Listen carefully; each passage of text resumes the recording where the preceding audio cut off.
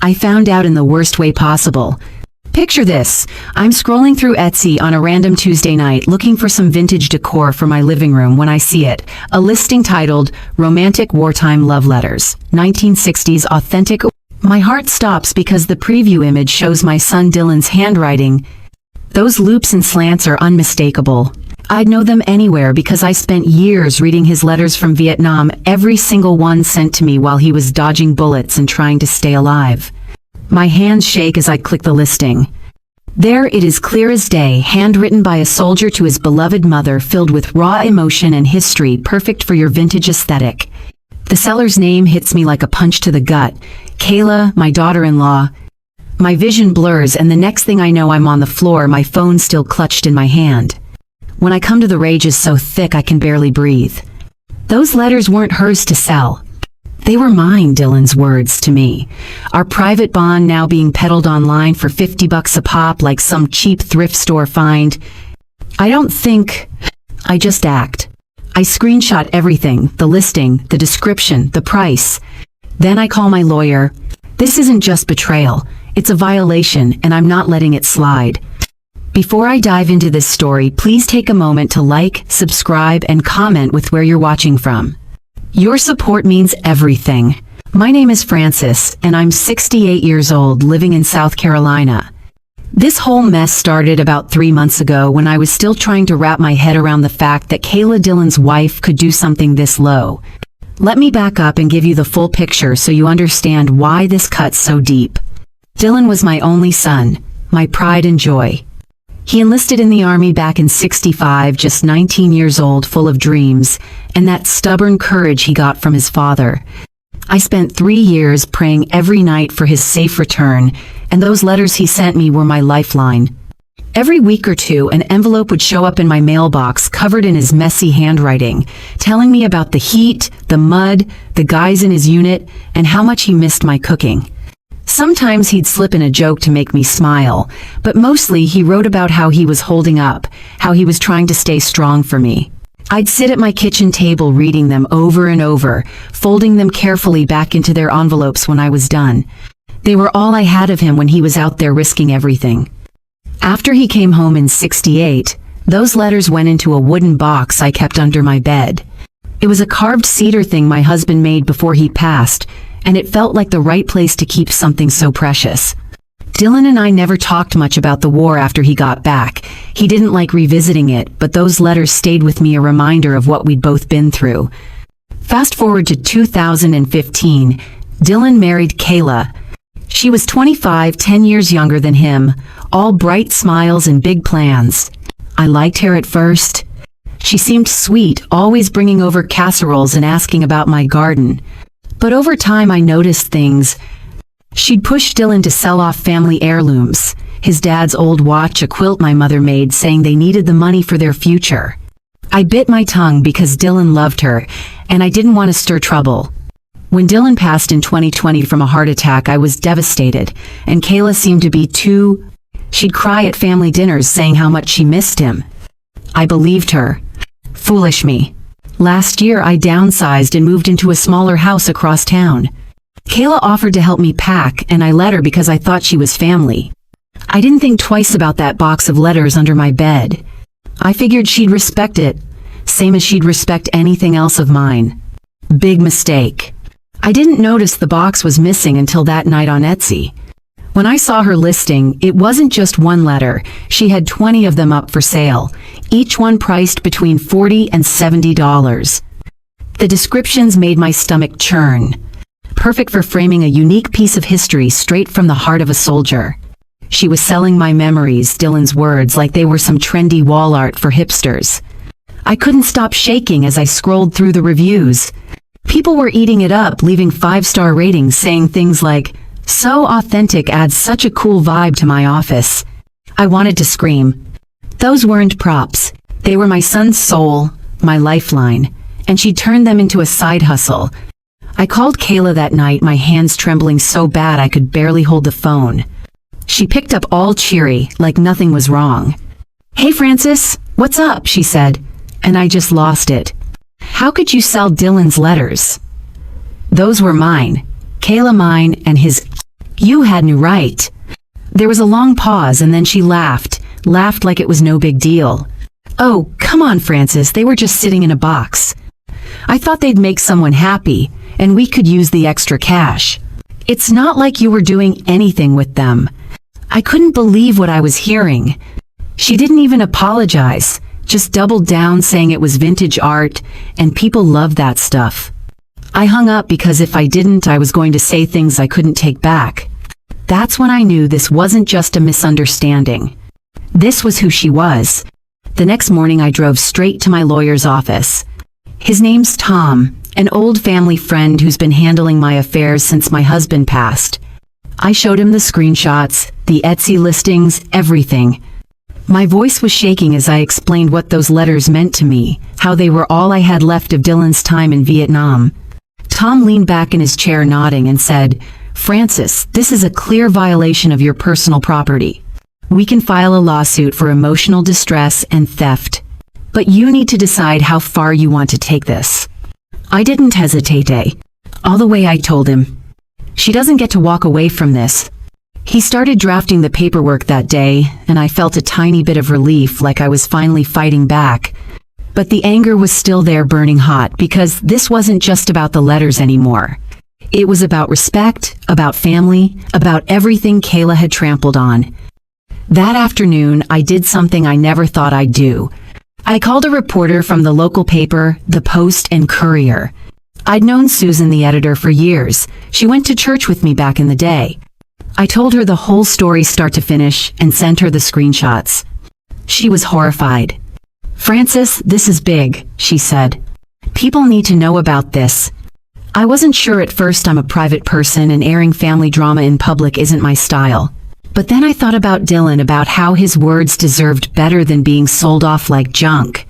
I gave Susan the green light, and 2 days later the story hit the front page. South Carolina woman sells late husband's war letters, mother-in-law fights back. The article didn't hold back, quoting me directly about how betrayed I felt, and including a photo of one of the letters from the Etsy listing. That's when things exploded. By the next morning, my phone was blowing up with calls from friends, neighbors, even people I hadn't spoken to in years.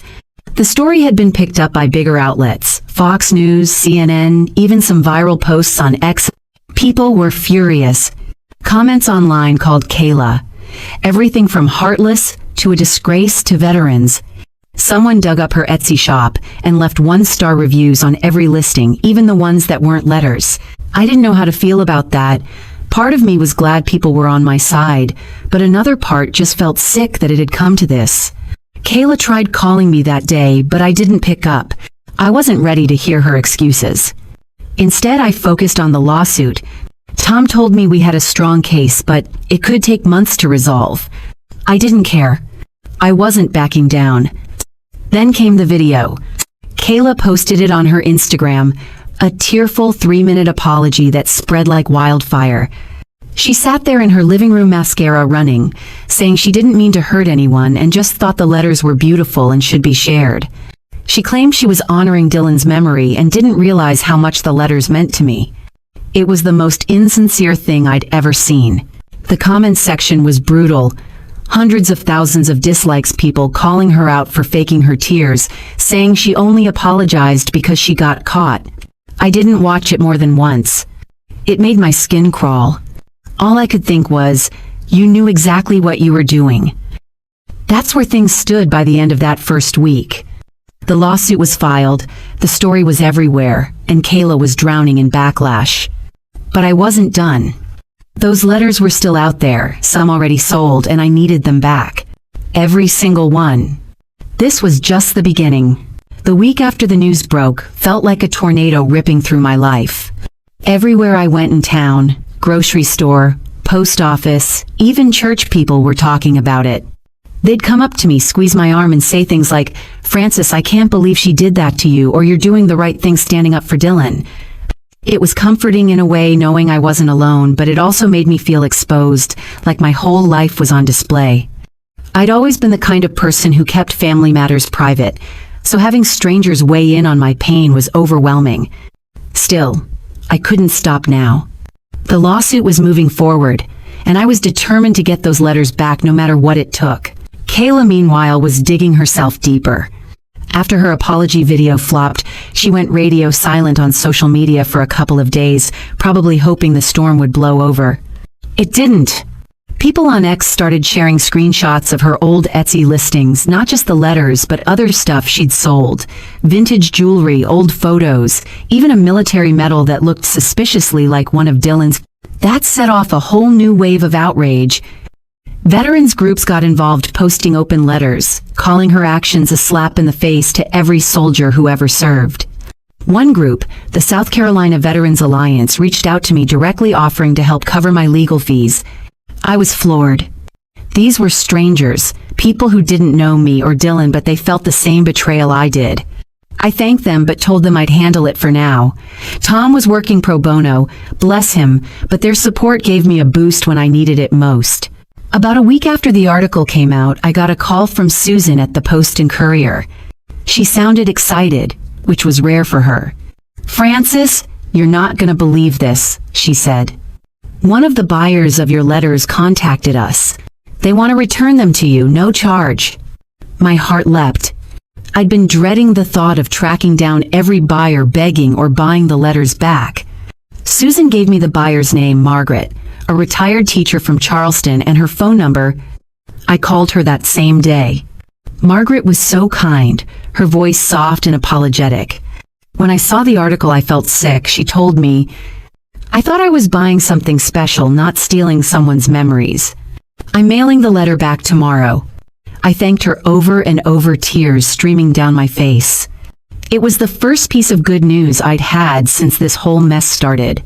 2 days later, the letter arrived in my mailbox, carefully wrapped in tissue paper with a handwritten note from Margaret. "I'm so sorry for your pain.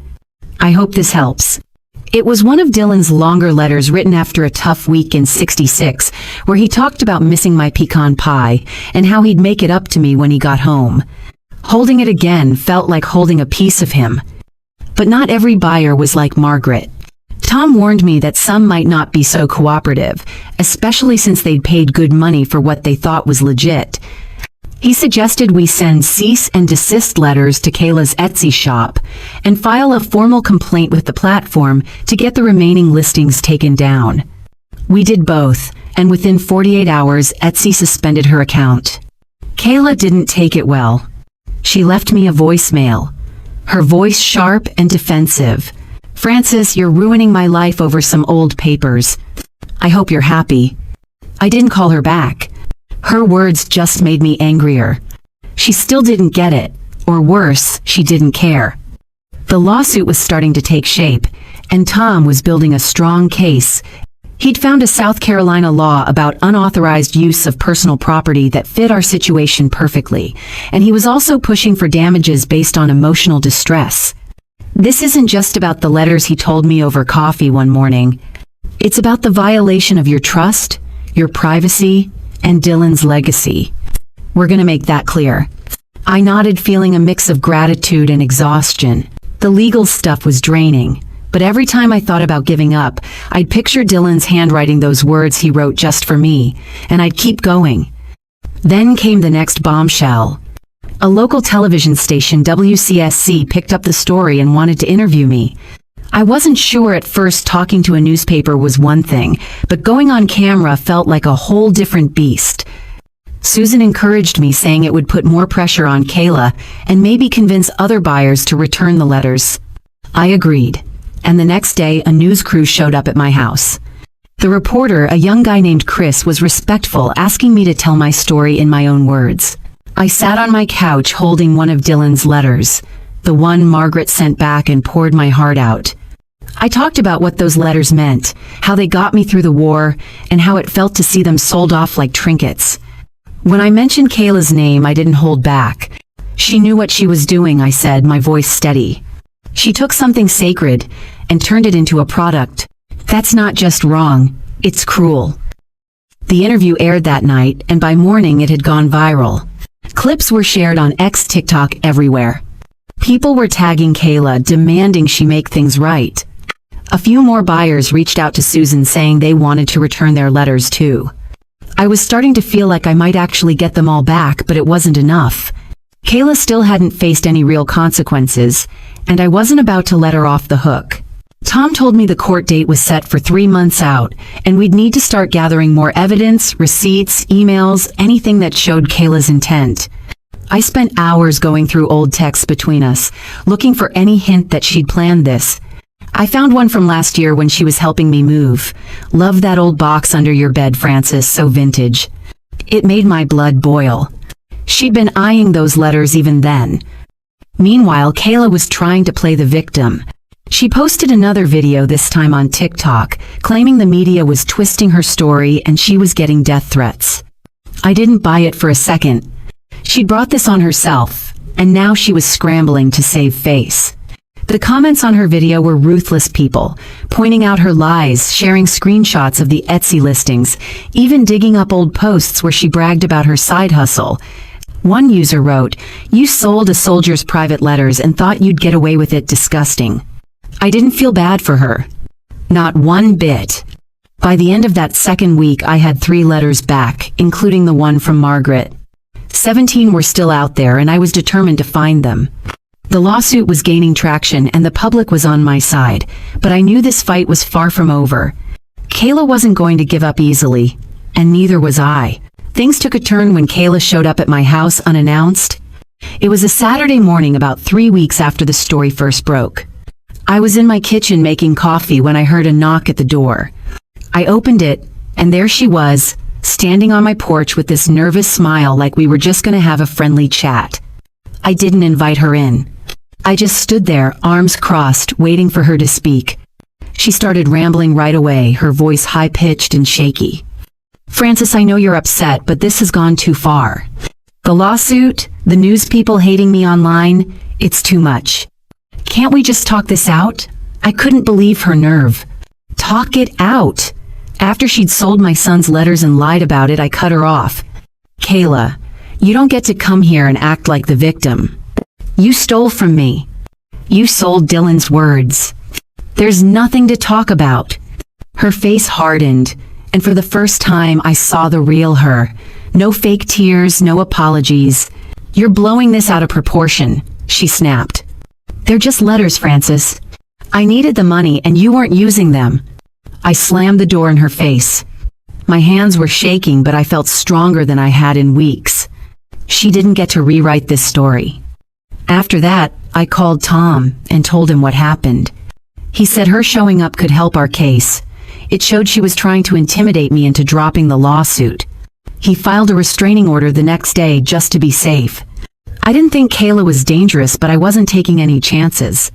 The restraining order was granted within a week, and she was barred from contacting me directly. That didn't stop her from stirring up drama online, though. She started posting cryptic stories on Instagram, hinting that some people were out to ruin her life over a misunderstanding. She even had the audacity to tag Dylan's name in one of them like she was honoring him. The backlash was swift.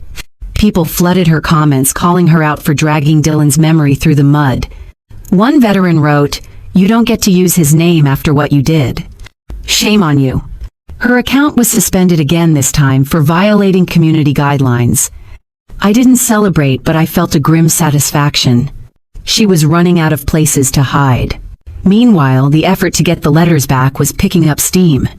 Thanks to the television interview, 5 more buyers had come forward, each one mailing their letter back with an apology. One of them, a young guy named Ethan from Greenville, drove 2 hours to hand-deliver his...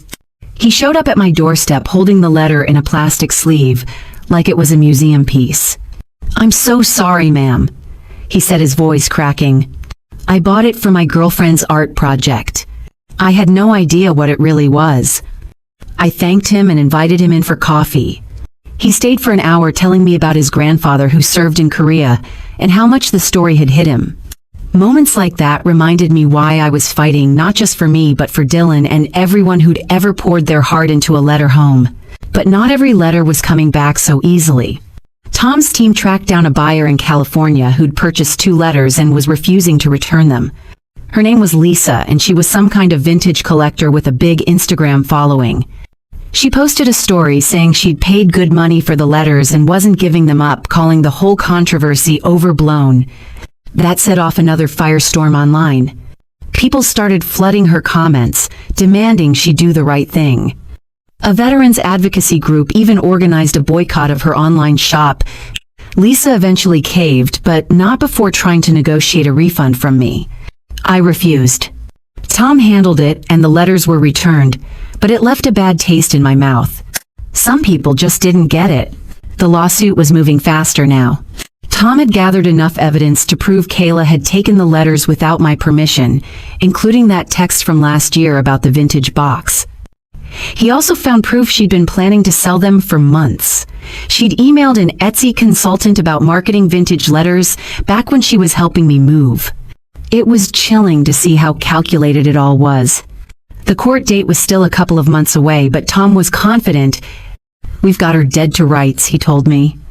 "The judge isn't going to like this." I trusted him, but the waiting was hard. Every day felt like a battle, and I was tired. Then came the biggest shock yet. Susan called me one evening, her voice tense. "Francis, you need to see this," she said. "Kayla's been talking to a lawyer, and they're trying to countersue you for defamation." I felt like the air had been sucked out of the room. Defamation. For telling the truth, Susan sent me a link to a local news article where Kayla's lawyer claimed I'd exaggerated the story to destroy her reputation. They were saying the letters weren't stolen, that Dylan had gifted them to Kayla before he passed and she had every right to sell them. It was a bald-faced lie. Dylan would never have given those letters to anyone, let alone her. I was furious, but Tom stayed calm. "This is a desperate move," he said. "They've got no evidence, and we've got plenty. Let them try." Still, it rattled me. The idea that she could twist the truth like that, drag Dylan's name into her mess, made me sick. The countersuit news spread fast and the public wasn't having it. X posts called it a new low, and a viral TikTok video broke down the whole story, ending with the hashtag number Justice for Francis. I started getting letters, not Dylan's, but from people across the country sharing their own stories of family betrayal or lost mementos. One woman from Texas wrote about how her sister sold their dad's war medals, and reading it felt like looking in a mirror. It wasn't just me anymore. This was bigger than my pain, bigger than those letters. It was about standing up for what was right. By the end of that month, I had 9 letters back. 8 were still out there and the lawsuit was looming. Kayla's countersuit was a long shot, but it was a reminder that she wasn't going down without a fight. I wasn't either. I kept Dylan's returned letters in that cedar box right where they belonged, and every night I'd read one before bed. It was my way of staying connected to him, of remembering why I was doing this. No matter what Kayla threw at me, I wasn't giving up. The day of the court hearing finally arrived, and I was a bundle of nerves. It was a chilly morning in late spring, and I drove to the Charleston County Courthouse, with Tom clutching a folder of evidence like it was my lifeline. The courtroom was smaller than I expected, with dark wood paneling and rows of benches that were mostly empty except for a few reporters and a handful of locals who'd followed the story.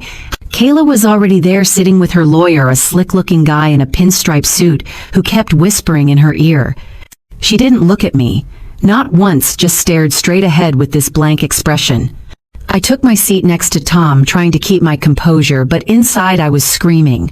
This was it, the moment I'd been waiting for, the chance to make her answer for what she'd done. The judge, a no-nonsense woman named Judge Harper, called the session to order. Tom went first, laying out our case with precision. He presented the Etsy screenshots, the text messages, the email to the Etsy consultant, and my testimony about the letter's importance. He called me to the stand, and I told the court everything: how Dylan wrote those letters to me during the war, how they'd been in my possession for decades, how Kayla took them without asking. My voice shook a little, but I kept going, holding up one of the returned letters as evidence. "These were my son's words to me," I said. "They were private, sacred, and she sold them like they were nothing." The courtroom was quiet, and I could feel the weight of my words landing. Kayla's lawyer tried to spin a different story. He argued that the letters were marital property since Dylan and Kayla were married when he passed, and she had a legal right to sell them. He even brought up her countersuit, claiming my interviews and the media coverage had irreparably harmed her reputation. It was all I could do not to roll my eyes. Tom tore their argument apart on cross-examination, pointing out that the letters were addressed to me, stored in my home, and never mentioned in Dylan's will. He also showed the judge Kayla's apology video, highlighting how she admitted to selling the letters without my permission. Her lawyer tried to object, but Judge Harper wasn't having it. "I want to hear this," she said, her tone sharp. When Kayla took the stand, I braced myself. She looked nervous, her hands fidgeting as she spoke. "I didn't think it was a big deal," she said, her voice small. "Dylan and I were married, and I found the letters when I was helping Francis move. I thought they were beautiful and could make someone else happy."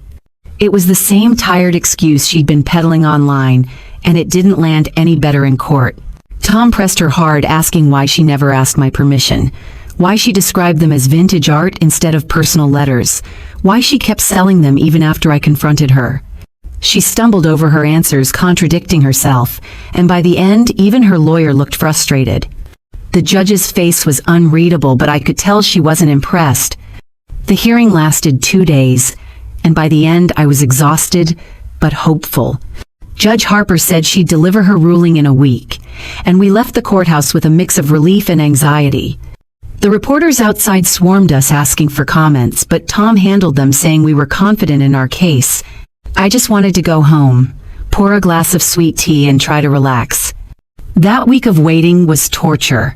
I kept busy by organizing the returned letters, now 12 in total, and answering emails from supporters. One came from a Vietnam vet in Ohio who'd read about my story and sent me a photo of his own letters home. "Keep fighting, Francis," he wrote. "You're doing this for all of us." It gave me strength when I needed it most.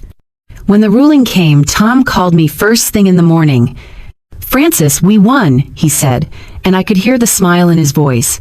Judge Harper had ruled in our favor, ordering Kayla to return any remaining letters in her possession and pay damages for emotional distress and theft. The amount wasn't huge, $10,000, but it was enough to sting. Her countersuit was dismissed outright, with the judge calling it without merit. Tom read me part of the ruling. The defendant's actions showed a reckless disregard for the plaintiff's personal property and emotional well-being. I cried when I heard that, not because of the money, but because someone in authority finally understood what those letters meant to me. The victory was bittersweet, though. Kayla still had 5 letters that hadn't been sold, and she was ordered to return them, but the other 3 were still with buyers who hadn't come forward. Tom said we could keep pursuing them, but it would take time and money. I decided to focus on what I had: 17 letters back in my cedar box safe where they belonged. The public reaction to the ruling was overwhelming. News outlets covered it, and X was buzzing with posts celebrating the outcome. One user wrote, "Justice served, Kayla got what she deserved." I didn't feel like celebrating, though. I just felt tired, like I'd been carrying a weight for months, and could finally set it down. Kayla didn't take the loss well. She posted a final video, this time on a new account, claiming the judge was biased, and she was still the real victim. It got taken down within hours, and I heard through a mutual friend that she'd moved out of state, probably to escape the backlash. I didn't care where she went, as long as she stayed out of my life. The restraining order was still in place, and I had no intention of ever speaking to her again. As the dust settled, I started thinking about what to do next. The letters were my priority, but this whole ordeal had shown me how many people cared about stories like mine. I got a call from a local historical society asking if I'd consider donating one of Dylan's letters for a veterans exhibit. At first I hesitated. Those letters were mine, and I'd fought so hard to keep them. But then I thought about Dylan, how proud he'd been to serve, and how his words could inspire others. I agreed to donate one, but only on my terms. It would be displayed with his name and story, not as some anonymous vintage piece. With the lawsuit behind me, I thought things would quiet down, but life had other plans. The story kept spreading, and I started getting invitations to speak at veterans events and community groups. At first, I wasn't sure I wanted to keep talking about it. Reliving the pain over and over wasn't exactly my idea of healing. But every time I shared my story, people came up afterward, sharing their own experiences of loss or betrayal. It felt like I was part of something bigger, like Dylan's letters had become a symbol of what we hold dear. I started saying yes to the invitations, not for me, but for him. One of the first events was at a VFW hall in Columbia. I stood in front of about 50 veterans and their families holding one of Dylan's letters and told them what had happened. When I got to the part about Kayla selling them, you could feel the anger in the room. But by the end, when I talked about getting most of them back and winning the lawsuit, people were clapping. A man in his 80s wearing a Korean war cap came up to me afterward and handed me a faded letter from his own time in the service. "This is for you," he said. "So you know you're not alone." I still have that letter tucked into the cedar box with Dylan's. The final 3 letters were harder to track down, but I didn't give up. Tom's team kept working, and with help from the media, we found 2 more buyers. One was a college student in Florida who'd bought a letter for a history project. She mailed it back with a long apology saying she'd had no idea about the controversy. The other was a small museum in Virginia that had purchased one, thinking it was part of a legitimate collection. They returned it immediately, along with the donation to the South Carolina Veterans Alliance in Dylan's name. That left 1 letter still out there, and I made peace with the fact that I might never get it back. 17 out of 20 was more than I dared hope for when this started. The Historical Society exhibit opened a few months later, and seeing Dylan's letter on display was surreal. It was framed under soft lighting with a plaque telling his story, his service, his love for his family, his strength. I went to the opening with a few friends, and when I saw people reading his words, some with tears in their eyes, I felt a pride I hadn't felt in years. It wasn't about me anymore. It was about him, about all the soldiers who wrote home hoping their words would matter.